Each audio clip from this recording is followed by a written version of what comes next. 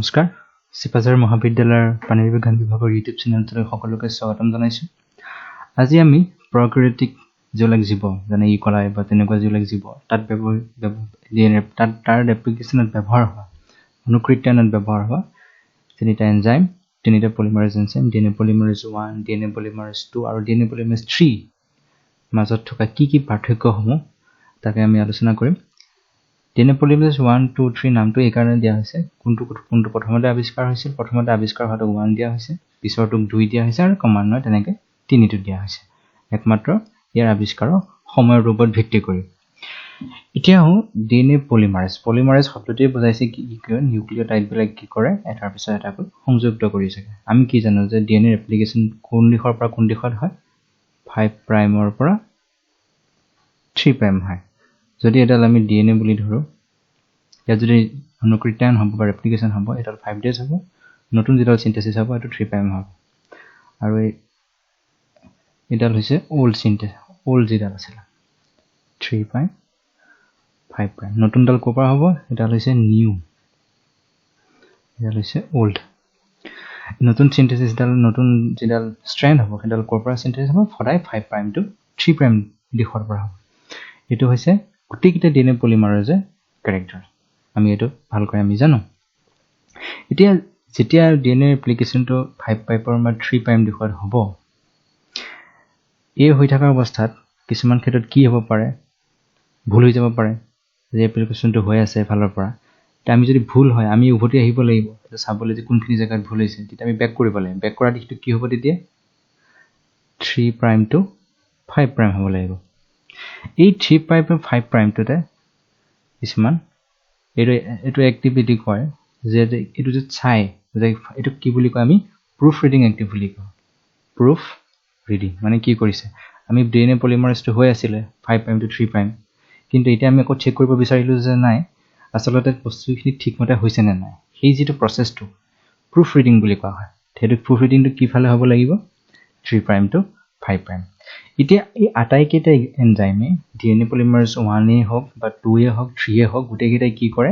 3 prime two 5 prime কি কৰে proof reading কৰে। কিন্তু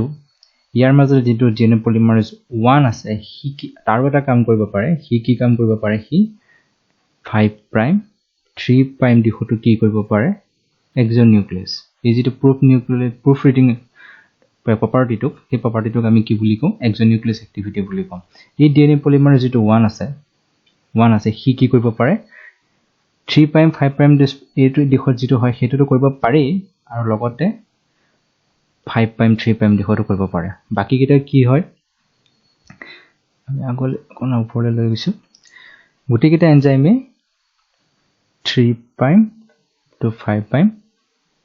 গোটেইকেইটাই দেখুৱায় গোটেইকেইটাই এক্সোনিউক্লিয়াছ দেখুৱায়। কিন্তু অকল ইয়াৰ মাজত কি হয় যেটো ডিএনএ পলিমাৰেজ 1 আছে 1 টোৱে কি দেখুৱায় অনলি ডিএনএ পলিমাৰেজ 1 টোৱে কেৱল 5 প্ৰাইম টু 3 প্ৰাইম দেখুৱায়। মানে যদি এটা ডিএনএ ষ্ট্ৰেন্ড হয় ইয়াৰ উল্টা ফালে ই কি কৰিব পাৰে এক্সোনিউক্লিয়াছ এক্টিভিটিটো দেখাব পাৰে। বাকি কেইটাই সকলোৱে 3 প্ৰাইম টু যেটো নৰমালি হয় 3 প্ৰাইম আৰু 5 ডেজ গুটিয়া দেখাব পাৰে। এতিয়া ইয়াৰ পাৰফৰম্যান্সটো লয় যে ডিএনএ পলিমাৰেজ 1 ডিএনএ পলিমাৰেজ 2 পাৰফৰম্যান্সটো কেনেকুৱা যে কিমান কাম কৰিব পাৰে। ডিএনএ আমি জানো যে ডিএনএ পলিমাৰেশন মানে কি এ টি জি সি বিলাক কি এটাৰ পিছত এটাকৈ ডি গৈ থাকে এড কৰি গৈ থাকে কিহৰ লৈ পেলাই 5 প্ৰাইম 3 প্ৰাইমত গৈ থাকে 5 প্ৰাইম 3 প্ৰাইমত এড কৰি গৈ থাকে। এতিয়া কিমান স্পিডত এড কৰে 10 20 30 আমি জানো যে ডিএনএ এপ্লিকেশ্যনটো কি খুব ফাস্ট হয় সেকেন্ডতে বহুতখিনি আহি যায়। এতিয়া ডিএনএ পলিমাৰেজ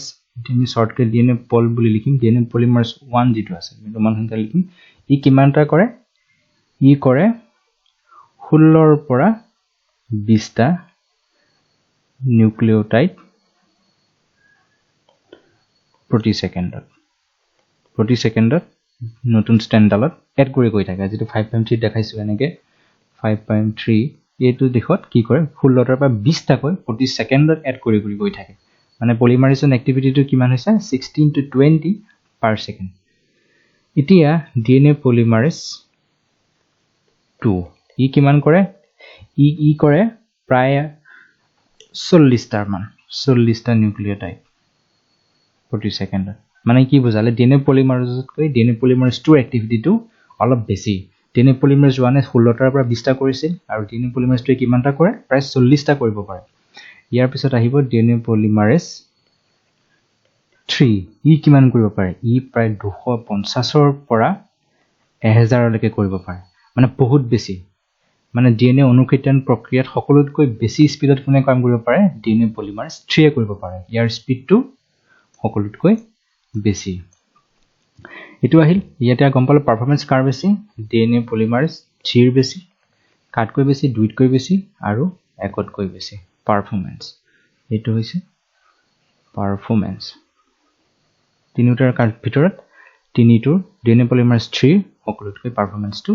বেছি মানে প্ৰতি সেকেন্ডত ই কৰিব পাৰে প্ৰায় 1000 লৈকে নিউক্লিওটাইড এড কৰি যাব পাৰে নতুন ষ্ট্ৰেণ্ডালত এতিয়া আহিলো যি ধৰি ললো এটা ডিএনএ পলিমাৰেজ 1 আছিল বা এটা ডিএনএ পলিমাৰেজ 2 এটা পাৰ্টিকুলাৰ যেটো কাম কৰি আছে ষ্ট্ৰেণ্ডাল বনাওতে এতিয়া কিমান সময়ৰ মূৰত এই ডিএনএ কিমান সময়লৈকে ডিএনএ পলিমাৰেজ 1 2 বা ডিএনএ পলিমাৰেজ 2 আৰু ডিএনএ পলিমাৰেজ 3 টোৱে কাম কৰি থাকিব পাৰে কিমান সময়লৈকে ভাগৰ নলগে কাম কৰিব আমি যেটা কাম কৰো আমাৰ কিছু ভাগৰ লাগে এটা কিছুমান মানুহ সুস্থ থাকে শক্তিশালী থাকে বলৱান থাকে ইহঁতে বহুত সময়লৈকে কাম কৰিব পাৰে সেইটো ওপৰত বেছ কৰিও ইয়াৰ মাজত কিছুমান পাৰ্থক্য আছে ডিএনএ পলিমাৰেজ 1 টোৱে ডিএনএ পল 1 ই কি কৰে 300ৰ পৰা 200টা কৰি নষ্ট হৈ যায় ডিএনএ পলিমাৰেজ 2 এ কি কৰে 1500 এড কৰি পেলাই নষ্ট হৈ যায় আৰু যেটো ডিএনএ পলিমাৰেজ 3 আছে ই কিমান কৰিব পাৰে প্ৰায় 5 লাখলৈকে এড কৰিব পাৰে গতিকে আকৌ আমি গম পালো জাগতো আমি গম পাইছিলো যে ডিএনএ পলিমাৰেজ 3 টো কি হয় পাৰফৰম্যান্স বেছি মানে বেছি নিউক্লিওটাইড এড কৰিব পাৰে প্ৰতি সেকেন্ডত ই কিমান এড কৰিব পাৰিছিল প্ৰায় 1000 লৈকে ই কিমান কৰিছিল 40টা ই কিমান কৰিছিল প্ৰায় 1000 লৈকে কৰিব পাৰে ই কিমানটা এড কৰিব পাৰিছিল 40টা ই কিমানটা পাৰিছিল 20টা প্ৰতি সেকেন্ডত এটো আছিল সেকেন্ডত ইমানটা লৈকে কি কৰিব পাৰে এড কৰিব পাৰে নতুন ষ্ট্ৰেণ্ডালত এতিয়া আমি কি গম পালো এত গম পালো যে কিমান সময়লৈকে এটা কাম কৰিব পাৰে তিনিটাৰ পৰা 200টা মানে বেলেগ অনুজীৱ মানে প্ৰকৃতিক জীৱত বেলেগ হয় 3 পৰা 200টা এড কৰি দিপনি পলিমাৰেজ 1 ৰ এটা অণু নষ্ট হৈ যায় আৰু ডিএনএ পলিমাৰেজ 2 কি হয় 1500 nucleotide AT AD9 guanine cytosine thymine এইবিলাক নিউক্লিওটাইড আছে সেইবিলাকক 1500 বাৰ এড কৰি পেলাই কি হৈ যায় নষ্ট হৈ যায় আৰু ডিএনএ পলিমাৰেজ কি বলে 5 লাখ পৰ্যন্ত কৰিব পাৰে মানে বহুত কাৰ্যক্ষম ই সোনকালে নষ্ট হৈ নাযায় এতিয়া আহিলো ইয়াৰ পিছৰ প্ৰপাৰ্টি লৈ হেতু হৈছে প্ৰাইমাৰ ৰিমুভাল বুলি কয় প্ৰাইমাৰ ৰিমুভাল আমি জানো যে প্ৰক্ৰিয়াটিক ডিএনএ এপ্লিকেশন কি হয় আৰএনএ এটাৰ প্ৰয়োজন হয় আৰএনএ প্ৰাইমাৰ মানে ডিএনএ এপ্লিকেশন আৰম্ভ হওঁতে আমি এটা কি লাগে এটা ষ্ট্ৰেন্ড লাগে সৰু ষ্ট্ৰেন্ড এটা যেটো তাৰ পিছতহে কি কৰিব পাৰে ডিএনএ পলিমাৰেজে কাম কৰিব পাৰে এতিয়াটো আমি ডিএনএ সিনথেসিস কৰি আছো ডিএনএত কি থাকে ATGC এটা প্ৰাইমাৰটোত কি আছিল AUGC এতিয়া আমি যেটো প্ৰাইমাৰ ষ্ট্ৰেন্ডটো আঁতৰাব লাগিব যেতিয়া ডিএনএ ষ্ট্ৰেন্ডাল হৈ গল আমি লাষ্টত কি কৰিব পাৰো যিখিনি আৰএনএ প্ৰাইমাৰ আছে সেইখিনি অঁতৰাব লাগিব এই অঁতৰা ক্যাপাসিটিটো অকল মাত্ৰ ডিএনএ পলিমাৰেজ 1 ৰ হে আছে 2 ৰো নাই 3 ৰো নাই অকল কাৰ আছে ডিএনএ পলিমাৰেজ 1 ৰ হে কি কৰিব পৰা ক্যাপাসিটিটো আছে আৰএনএ যেটো প্ৰাইমাৰ থাকে আমি যেটো ডিএনএ এপ্লিকেশন আমি পাইছো যে ডিএনএ এপ্লিকেশনত কি থাকে এটা প্ৰাইমাৰৰ প্ৰয়োজন আৰম্ভণি কৰিব কাৰণে মানে কি কয় প্ৰাইমাৰ বুলি কোৱা হয় আৰম্ভণি কৰে এই আৰম্ভণি কৰা প্ৰাইমাৰটো লাষ্টত আমি কি কৰিব লাগিব অঁতৰাব লাগিব কাৰণ এটো আৰএনএ ষ্ট্ৰেন্ড হে আছিল আমিটো কি সৃষ্টি কৰি আছো আমাকটো ডিএনএ লাগে গতিকে যেটো আৰএনএ আছিল সেইখিনিক আমি আঁতৰ কৰিব লাগিব এই আঁতৰ কৰা কামটো ডিএনএ পলিমাৰেজ 2 বা 3 কৰিব নোৱাৰে এটো কোনে কৰিব পাৰে অকল মাত্ৰ ডিএনএ পলিমাৰেজ 1 হে কৰিব পাৰে আৰু ইয়াৰ পিছত আৰু পাৰ্থক্য আছে যেনে ডিএনএ পলিমাৰেজ 3 টোৱে লিডিং আৰু লেগিং দুইটা ষ্ট্ৰেণ্ডতে কাম কৰে আমি কি জানো ডিএনএ এপ্লিকেশনত লিডিং ষ্ট্ৰেণ্ডটো থাকে আৰু এটা লেগিং ষ্ট্ৰেণ্ড থাকে লিডিংত কি হয় সোনকালে ফাস্ট হয় লেগিঙত মানে টুকুৰা হয় কাৰণে কি বুলি কোৱা হয় লেগিং বুলি কোৱা হয় এতিয়া এই তিনিটা পলিমাৰেজৰ ভিতৰত DNA পলিমাৰেজ 1 DNA পলিমাৰেজ 2 আৰু DNA পলিমাৰেজ 3 এই তিনিটাৰ ভিতৰত DNA পলিমাৰেজ 3 টোৱে দুইটা কাম কৰে লিডিং আৰু লিগিং দুইটা ষ্ট্ৰেণ্ডতে কি কৰিব কাম কৰে DNA পলিমাৰেজ 3 টোৱে দুইটোৰ কামৰ বিষয়ে বৰ্তমানলৈকে জনা হোৱা নাই দুইটো unknown এতিয়ালৈকে আমি ভালকে গম পোৱা নাই আৰু DNA পলিমাৰেজ যেটো 1 আছে 1 এ কি কৰিব পাৰে অকল লেগিং ষ্ট্ৰেণ্ডত কাম কৰে অকল লেগিং ষ্ট্ৰেণ্ডত DNA পলিমাৰেজ 3 কিহত কাম কৰে দুইটাতে কাম কৰে 3 এ কিহত কাম কৰে both leading and lagging এই গুটেটা কাম কৰে তাৰ পিছতে থাকিব DNA ৰিপেয়াৰ মানে কি আমি যেটো